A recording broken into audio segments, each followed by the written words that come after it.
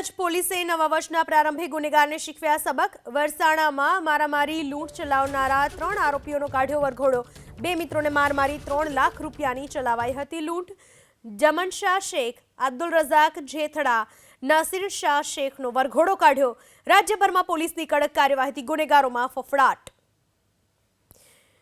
ગુનેગારોનો ફરી એક વખત વરઘોડો કાઢવામાં આવ્યો। પૂર્વ કચ્છ પોલીસે નવા વર્ષના પ્રારંભે જ ગુનેગારોને સબક શીખવ્યા।